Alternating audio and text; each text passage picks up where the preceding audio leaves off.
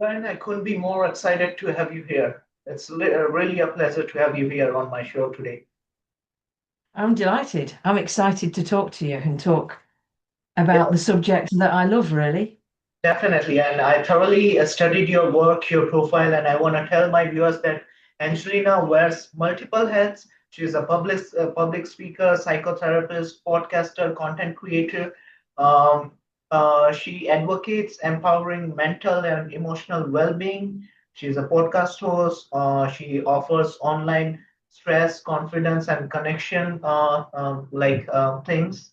And furthermore, we're going to discuss six pillars of living medicines. And she has written a book called Unbreakable Mindset. And we're going to also dive into the things like intuition, becoming fearless, and also burnouts. So, yeah, Angeline, the stage is yours, I guess. Yeah, well, I've listened to a couple of your podcasts, and first of all, I really like what you do and your style of interviewing, so I'm excited to talk to you. So yeah, I mean, it sounds like I'm busy, doesn't it? When you were reeling off all that stuff, I was thinking, gosh, yeah, I suppose I have been quite busy. Um, but yeah, the book, the most recent edition, I guess, it all s- it all stems from my background as a psychotherapist, coupled with my life experiences, I guess. Um, I decided when I came across the six pillars of living medicine that I wanted to get the message out to more people, really. Through working with people over, well over 10 years now, I've got a good sense of what people struggle with, in the day-to-day struggles with, family stresses. We're really taught to work and work and work. Sure. Um, and personally, I find it very difficult to the stress to reduce stress, which is one of the six pillars of Mm. living medicine. That one is a particularly difficult one for me. I'm second generation Irish, so we have a really strong work ethic, and so it's really difficult to be relaxed, I guess. So I have to work on not working hard. Um, so I guess I wanted to make what I've found through my own personal experience and my own health journey, and having researched when I became quite poorly myself through the pandemic was kind of a factor in that, along with a stressful job working in the NHS. It's full on. I really enjoyed my time there. I loved working with lots of different people, and my colleagues, brilliant human beings. Um, but it was full on, so I think an accumulation of things over the years did lead to burnout. And I had experienced that as well in a previous time in my life, which I talk about in the book. Um, but around that time, physically, my body started to tell me that there was something wrong, that I couldn't continue, do all the doing.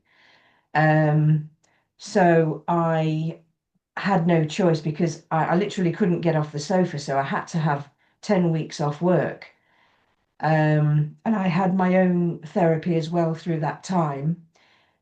And basically, my therapist said, you need to accept that you're ill Right. and rest. Stop fight. You're trying to fight it, which is you're not doing yourself any favors by doing that. So that was really difficult time to kind of. But if I tried to get up off the sofa, I'd be lightheaded. I had no energy. I mean, literally, really exhaustion. Um, so physically, I couldn't, and so I had no choice really. Um, so following that period, I sort of thought, I need to make some changes. I'd witnessed some other colleagues as well who they ended up having to go off sick, for a month, two more sometimes. And they would kind of patch themselves up and go back in working in the NHS. And so I kind of thought, well, from what I know as well about our basic human needs, I guess, really, I thought this isn't conducive with our basic human needs. There's more to life. We need we're not built to be working all the time, for instance. The seasons, we're supposed to rest in the winter. We're Mhm. not really built to work all year round. Um, I only just realized that recently. I had a lady on the podcast who was fascinating. She talked about the seasons and how our bodies are in line with nature and and all that kind of thing. So I decided that if I wanted to stay well, because I'm in my 50s now, and I started to research the menopause and perimenopause because there was definitely some symptoms around that as well going on. And the more I researched and the more I found out, and whichever way I turned, whether it was menopause or chronic illness for men or women, um, these six pillars of living medicine that I now have kind of bunched together, um, they kept cropping up. It was the same. If we want to have longevity, if we want to have more fulfilled, healthier, happier lives, because if you don't have your health, it's really difficult to be happy. It's really difficult. So I then decided to start to implement some of these things for myself because I'm a terrible patient. Like I say, I'm not ill very often, and so I just didn't want to spend the second part of my life, fighting with exhaustion, and I wasn't taking care of myself at all, really. Um, so that's where it all stems from, was this desire to kind of get this message out to as many people as possible, really. And it's not rocket science. The way I've done it is very gradual, you know, because otherwise we get overwhelmed with all this information that's coming at us on social media. We should be eating this, we shouldn't be eating that, and then we hear from somebody else that, oh, actually we should be eating that. And Yeah, there's so many conflicting information out there, it's just overwhelming. And we end up kind of thinking, well, I don't know what to do and I don't know where to start. So I talk a lot about habit stacking and trying one thing today, maybe something else in another, get that going. And maybe next week, for instance, add in a little bit more movement into your day. Park a little bit further away from where you work or the shop or whatever. Have to carry your shopping a little bit further because it's just all about, especially in 40s and 50s, as women, our muscle mass yeah. reduces drastically, each decade. So we need to be doing some stuff in order to keep mobile, to keep going, really. So this is all the stuff that I was kind of finding out, and I just thought, I've got to do something about this. Definitely. And Yeah. the way I look at it, Angeline, I guess you are really into exercise and all sort of things, right? Hmm. Because you have this thing, you do look muscular. You reminds me of that Linda Hamilton from Terminator. Yeah. Love that. Yeah. No, I mean, if you'd have seen me a few years ago, honestly, I could barely, when I first went to the gym, I could barely just lift the bar across above my head. I was so weak. and especially my arms. And again, that's more common for women. Our upper body is just not as strong as our lower. Um, so I was feeling quite old, actually, and all these things, and you just feel tired. You feel like you're living on empty, really. Um, and like I say, it's not. Um, we need to fuel our bodies as well. We've kind of listened over the years, exercise more and eat less. Well, that's not good information. We need fuel in our bodies in order to be strong, in order to have energy, in order to be more resilient. And what I found is through all the research, is that there's certain hormones and certain chemicals in the brain that we don't produce. We have to get it from food, Right. such as serotonin. Mm. So I'm not a scientist, by the way. So I don't, I go into a little bit of science in the book, just based on my own, what works for me and the research that I've done. But, honestly, I don't always retain all the scientific information. But what I take from it is, what foods do I need in order to produce the serotonin, basically? And what do so nuts and seeds and, things like that. And so I retain the information of what type of foods I need to be eating and what type of foods I need to be avoiding. Which it's not rocket science, we do know that sugar's not good for us, and healthy fats are good for us. We've been told that fats aren't good for us. So it's all this kind of thing that the thing I like to I kind of get a visual of the six pillars of six people standing in a row, and they're holding hands. So to me that symbolizes we're stronger together, and I do and healthy relationships is one of the six pillars, True. and we are definitely stronger together. We need each other to thrive. But also, that symbolizes for me, each of the six pillars helps the other. So, in other words, if you're trying to exercise but you're not eating healthily, you're you're going to struggle because Definitely. you're just going to be so tired. If you're eating healthily and exercising, but your stress levels are through the roof, your body is not going to be able to receive the nutrients in the same way, because we're in fight and flight. We're in that stressed state, the vagus nerve. I touch on that in the book. Um, so that's where the habit stacking comes in. It's to try and build habits in relation to each of those six pillars. And it's not an overnight, again, on social media, we're given these overnight fixes, aren't we?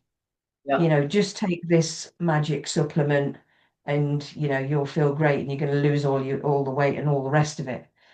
Um, it's a process. It's a lifestyle, you know, and the more you do it, the more resilient you become mentally, physically.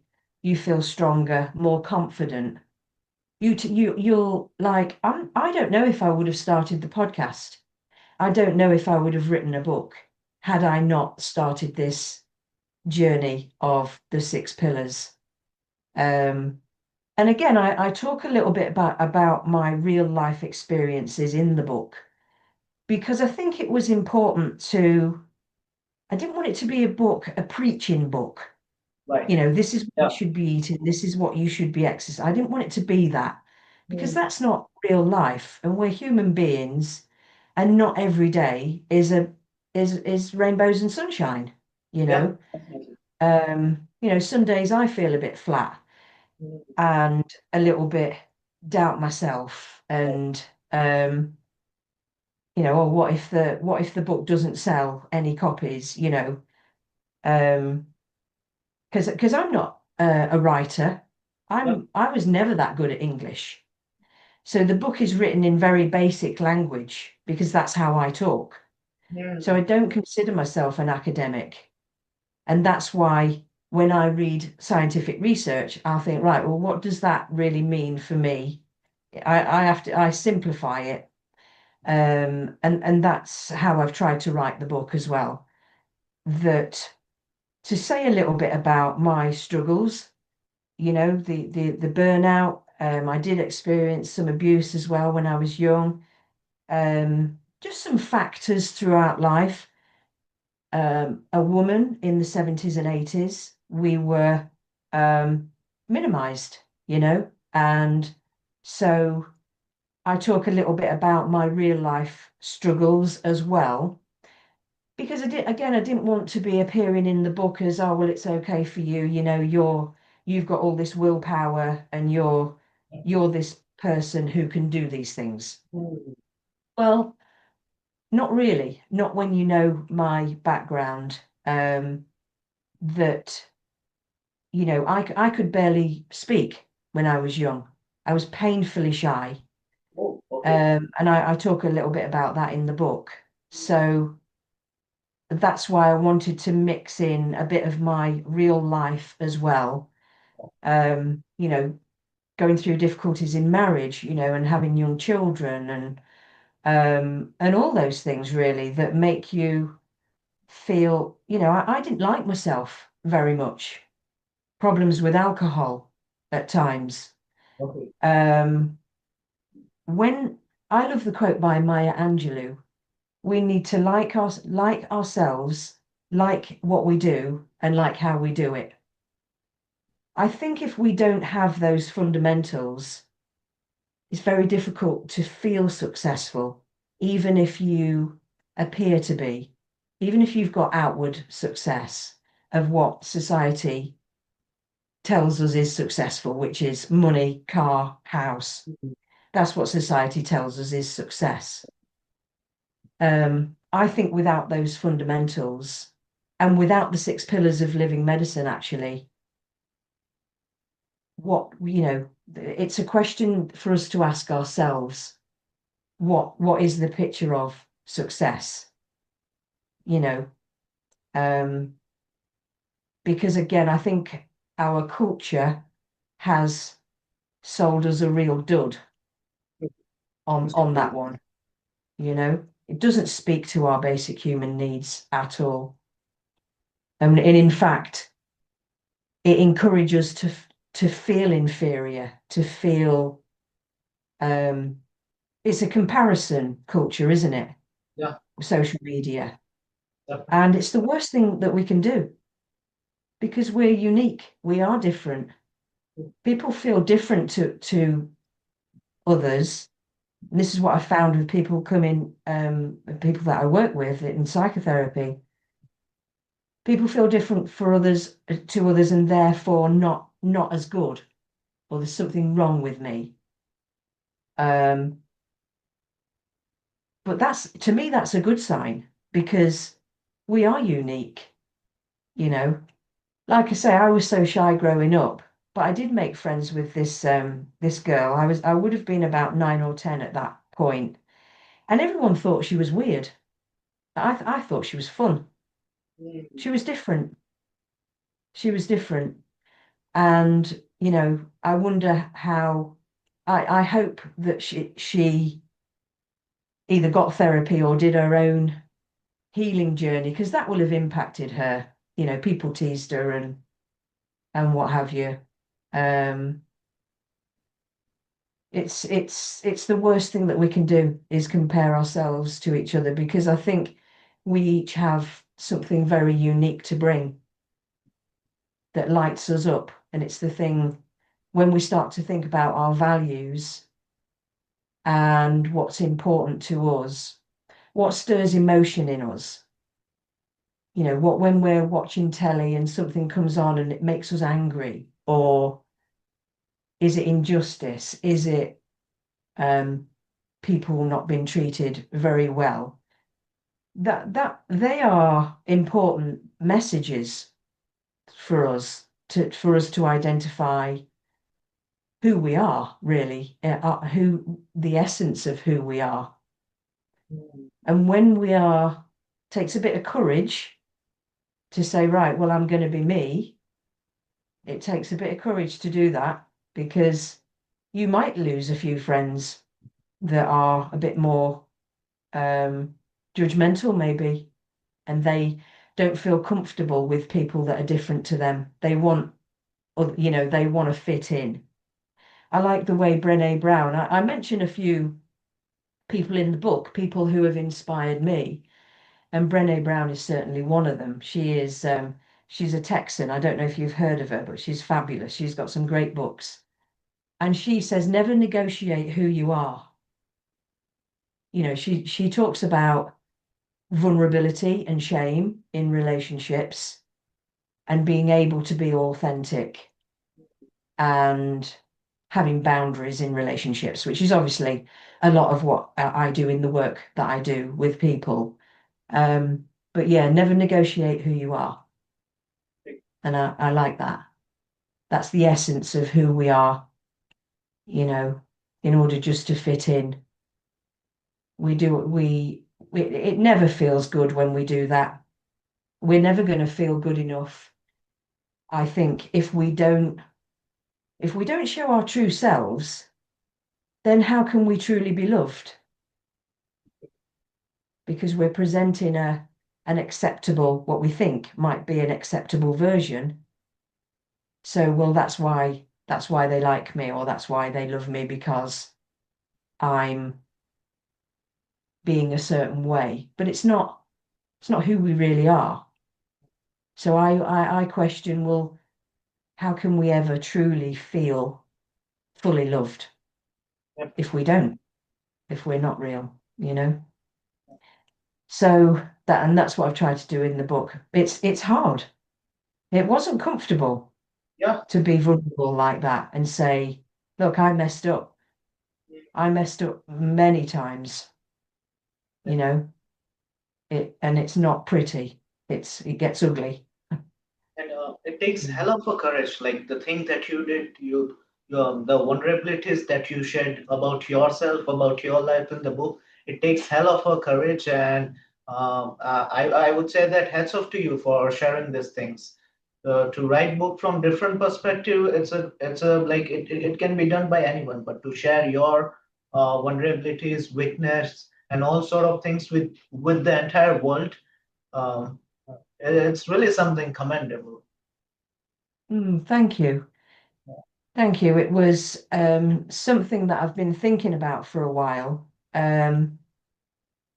But you doubt yourself and you think, how am I ever going to be able to write a book? Mm. But it just didn't leave me alone. That's another thing that I've found. When you open yourself up to to your authentic self, and you take the time to sit in the quiet. I'm a big advocate for meditation, Right. and I talk a little bit about that in the book, that when you really do that, and for me, all meditation is to try and just sit and be. I sometimes visualize myself now, actually, because since leaving employment, there's the security of that monthly paycheck, and taking the parachute jump into self-employment, it's scary. Definitely.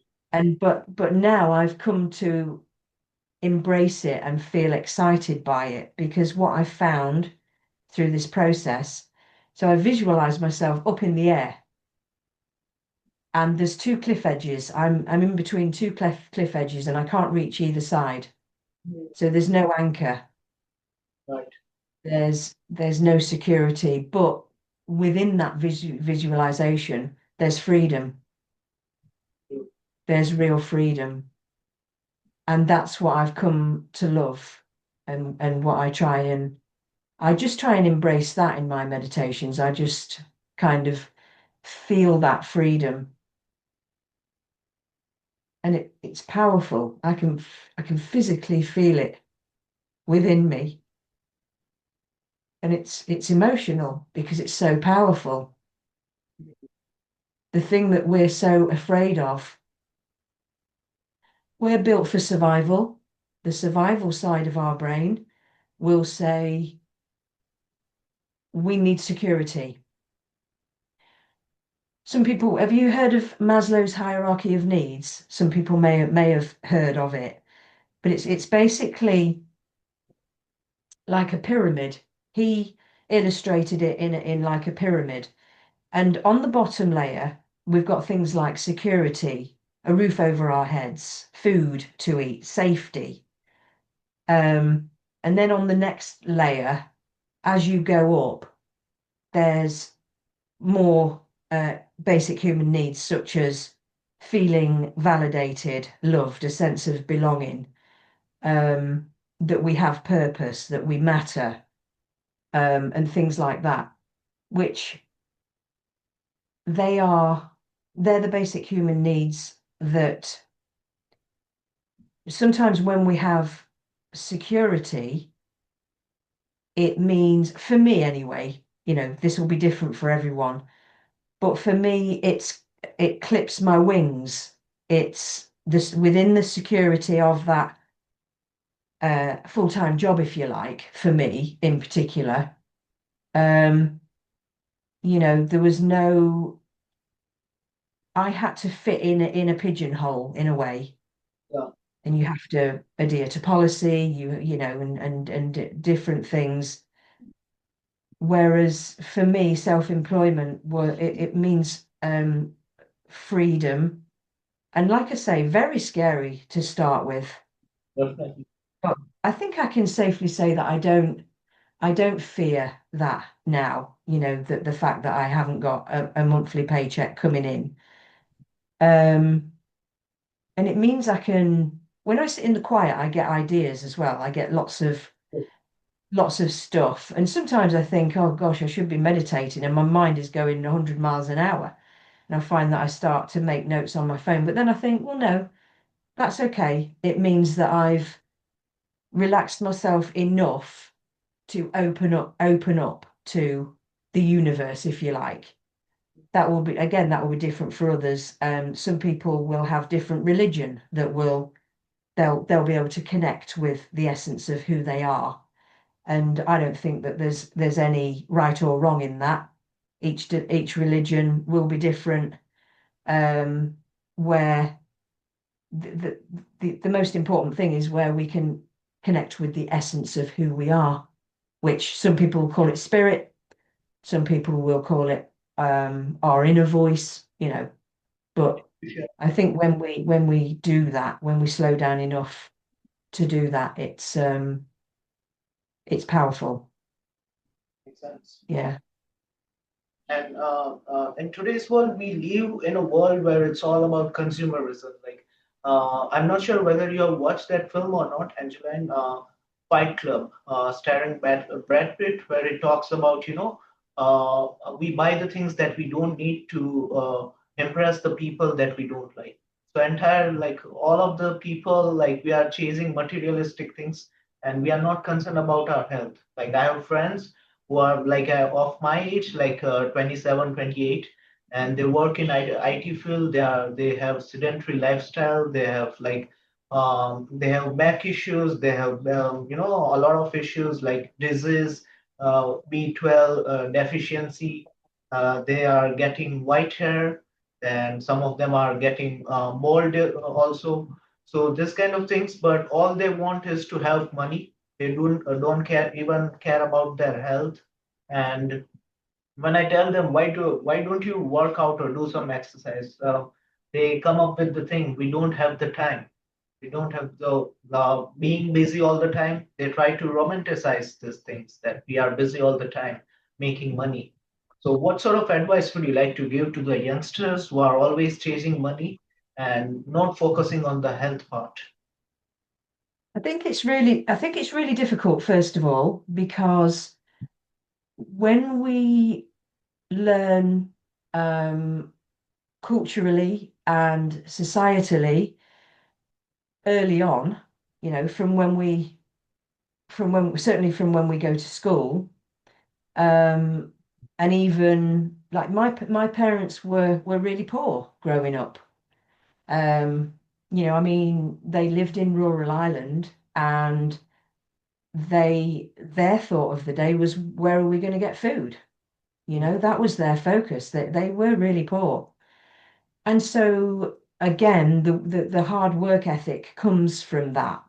Right. So we get certain things kind of written in stone within us, that developmental, the way the brain develops.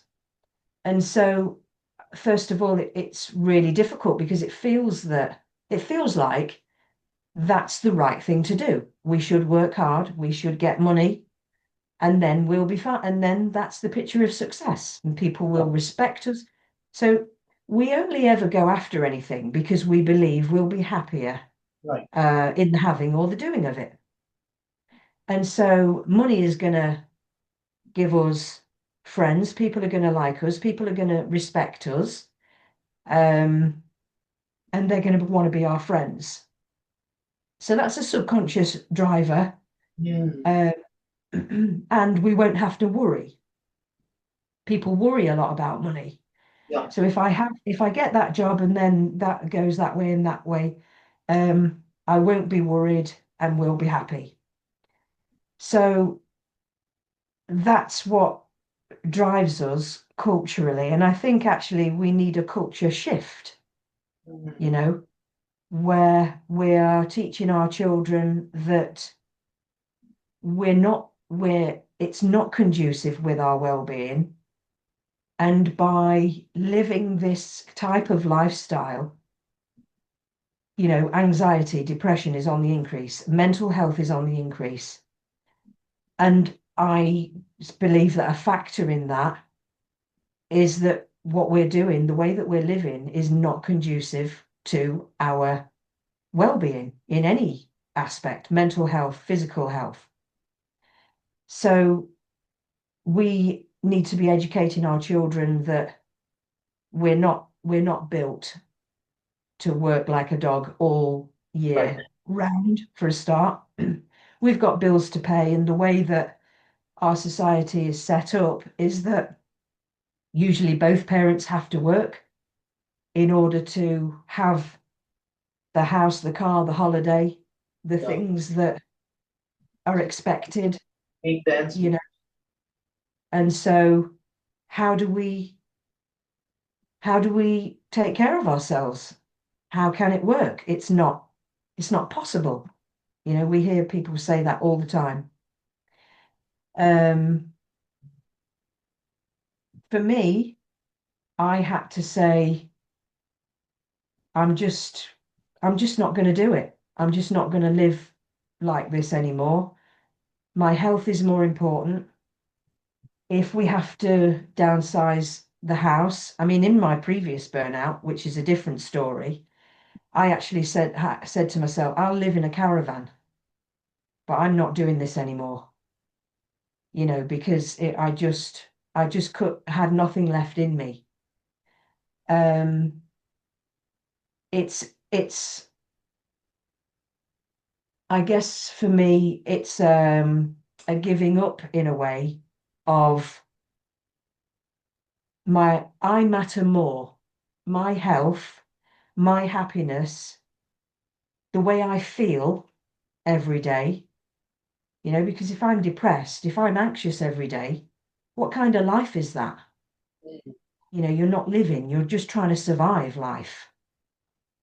So for me it was I there's got to be a better life. I'm going to try and make a better life. And part of that is giving up this job. Now, that's not going to be true for everyone. Um, it's really difficult to go against our conditioning Yep. and say, I'm going to do things differently. Um, There are lots of people. There are lots of people, lots of celebrities who have health stories that I mention in the book as well. Rebel Wilson is she springs to mind. Davina. There's a few that have they've just started to prioritize themselves more. Well, Again, another cultural thing, especially for women that were born in the 70s and 80s and before. It's selfish. It's selfish to put yourself first. So I had to go through a whole thing of that to sort of say, you know, if my kids were thinking that way, my daughter was thinking that way, don't do something that's good for you so, because it's selfish. I'd be devastated. I wouldn't want her to think that way. So when she was about 13, 14, that was the first decision really that I made when I started my counselling training, because it was going to involve me taking some time to study. And so that was difficult. But I decided, well, what am I modeling for my children by saying, I'm not going to do that for me because I shouldn't put myself first. This is such a common thing, the people pleasing, the um, not taking care of yourself, thinking about others all the time, and especially therapists and people who work in the well-being industry. Um, but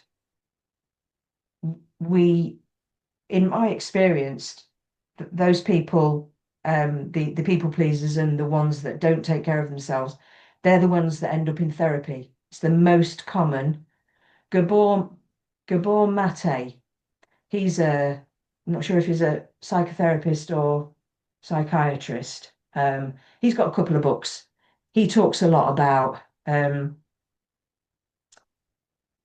essentially people getting burnout from this emotional everything's outgoing all the time. All your energy is outgoing and you struggle to receive. Um, but it leads to the science behind that is that it does lead to chronic illness. so, The statistics are strong, and the six pillars are a safeguard to chronic illness that and things like Alzheimer's, women in menopause, it's really good for the symptoms, and I can attest to that. I'm living proof of that, but also, the science behind that is compelling. I mean, it's exciting. The book and, the podcast, it really excites me because anything what I've found so far, um, speaks to these six pillars of living medicine being the key to a happier, healthier, more fulfilled life, really, you know. yeah. And the thing is, Angeline, I would love to talk to you till the cows come home, but the meeting is compelling us to end it. So, on that note, I would say that to my viewers, check out her book Unbreakable Mindset.